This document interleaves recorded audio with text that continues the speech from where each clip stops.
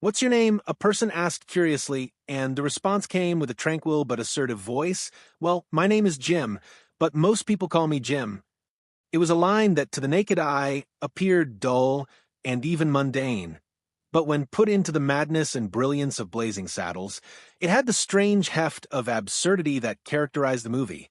Blazing Saddles is 3 words: dare to defy rules. Released in 1974, it wasn't merely another comedy that made people laugh. It was a box office explosion and cultural earthquake that transformed what comedy could do. The movie was bold, courageous, and irreverently satirical, testing every limit of taste, politics, and artistic freedom. Few might have guessed the effect it would have, and fewer still really knew the madness and intrigue that existed behind the camera. With all its slick sententiousness on screen, production of Blazing Saddles was less than smooth. Hair-raising incidents teetered on the brink of bringing production crashing down before it had even begun.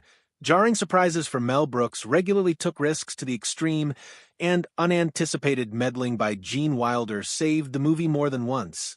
From actors fainting on set to executives getting in a flap about offending content, Blazing Saddles behind the scenes is a tale as crazy as the movie itself, and one startling revelation can alter the way you ever watch the film again. Disaster struck it did. Even before Gene Wilder stepped foot into the role that would make him legendary, the production was hit with a horrendous incident that could have derailed everything before even the first camera click. The Waco Kid role had initially been offered to Gig Young, who was a Hollywood veteran and Academy Award winner. In theory, he was ideal for the part, a man with the gravitas, reputation, and weathered looks of a veteran gunslinger whose tired history belonged on the character like a glove. But no sooner had the cameras rolled than calamity. On the first day of shooting, Young burst out in a cold sweat, his speech stumbling in a way that bewildered the crew. Initially, everyone believed it was a part of his act, maybe an artistic interpretation of the character. But soon enough, the truth came out. Gig Young was experiencing bad alcohol withdrawal. By mid-morning, he fell down. The camera stopped rolling, production stopped, and panic erupted on the set.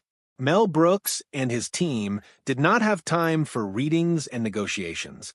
The film, controversial and delicate as it already was, could not afford to waste time. Brooks had no choice. He grabbed the phone and called Gene Wilder. The phone call was brief, just a few words, but it would become memorable in the history of film. Wilder didn't inquire about the character, the screenplay, or the pay. He just said, "I will come." In less than a day, Wilder was on location. With no preparation, no rehearsal, and not even a moment to accommodate, he slipped into the Waco Kid role as if he had been born to it. What resulted was nothing less than miraculous. Wilder did more than salvage the film from disaster. He took the character and made him a symbol of understated excellence and satire that sustained the entire picture. But Wilder insisted on one thing before signing up the Waco Kid. His character would not be played for comedy. In a movie filled to bursting with lethal gags, outlandish situations, and hyperbolic satire, Wilder insisted on doing the exact opposite. His Waco Kid would be taciturn, melancholy, and saturated in a tired kind of tragedy. Mel Brooks himself would later refer to the Waco Kid as the backbone of the whole film, and it was no overstatement. While baddies like Hedley Lamar and other characters took absurdity to its limits, the Waco Kid was the eye of the hurricane, unmoving, unruffled, haunting. Wilder employed silence, pauses, and somberness as his comedy weapons. He knew something few others knew. Contrast is the most biting of comedy tools. To turn chaos into comedy, you require calm in its vicinity. To render absurdity more potent, you require truth standing motionless in its shade. That was what Wilder provided to the film. His weary eyes, shuddering hands, and flat, affectless tone transformed what would otherwise have been a disposable sidekick character into a figure that was hilarious as well as profoundly tragic. When the Waco Kid introduced himself languidly from a jail cell bunk, half groggy and half awake, speaking, Wilder did not milk it for a cheap laugh. Rather, he lent the line a tragic dignity, and what was left was a sort of haunting humor that resonated with audiences long after. It was a gamble of risk. Normally, a retiring type would disappear in the din of more boisterous performances, but Wilder's skill at timing and emotional accuracy made the opposite happen. Despite the odds, the Waco Kid turned into one of the most hilarious moments of the movie. Behind this character, though, was an actor with more than mere comic timing. He bore the heart of the film. Waco Kid was not merely a drunk comedian. He was a fallen legend, the fastest gun in the West, now drained by booze, isolation, and the weight of violence. Wilder added subtlety to the role with gestures that suggested trauma, shaking hands, deep sighs, a smirk that struggled to conceal sorrow. When he acknowledged having once been the quickest draw, his voice was devoid of pride. Rather, it was a confessional, a gut-wrenching reminder of a life that had shattered him. Why did Wilder go this route? Because he knew the funniest characters are typically the ones who hurt the most. That hidden sorrow made the humor more biting, the satire more profound, and the audience's laughter more squirm-inducing. In an era when comedy was based on over-the-top acting and volume, Wilder demonstrated that silence was an equal force. His philosophy was straightforward: don't beg for laughter. Reveal the truth, and the public will laugh. But even while Wilder grounded the film, production behind the scenes hung suspended in mid-collapse at all times. Warner Brothers, the studio financing the film, was intensely uncomfortable with its subject matter. The biting satire of racism, politics, and Hollywood itself caused immediate alarm. Executives insisted on cuts of lines, removals of slurs, and tempering of incendiary scenes. They threatened to close down the production unless edited. But Wilder refused to budge, along with Mel Brooks. Although he was neither producer nor director, he leveraged his reputation and his clout in order to defend Brooks' vision. Never, he said to the executives when they insisted on cuts. Comedy, in his view, needed to be edgy, even rude, if it was to tell the truth. Without its gritty bite, the film would be nothing more than a shallow gag reel. His quiet rebellion emboldened Brooks and withstood the pressure to keep the film's uncompromising spirit intact. Wilder didn't think laughter was only to comfort. It was a tool to reveal the hypocrisies of society, from racism to Hollywood's own corruption. Without Wilder, the film might have been defanged, but thanks to him, it kept the power that made it indelible. The studio wars weren't the only mayhem. On set, the vibe was so ridiculous that shooting frequently fell apart, not from disagreements or blunders, but from being unable to stop laughing. Wilder's flat delivery and well-placed lines were so devastatingly funny that the crew collapsed into laughter so frequently that shooting had to be interrupted. Once, it became so overwhelming that Mel Brooks had to abandon the set just so the sound wouldn't carry over into the sound recording. Finally, Brooks came up with a strange, yet ingenious solution. He distributed handkerchiefs to the crew.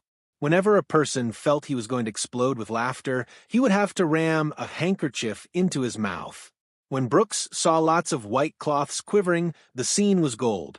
One classic moment was when the Waco Kid explained to Bart, "You have to remember that they are just simple farmers, people of the land, the common clay of the New West, morons."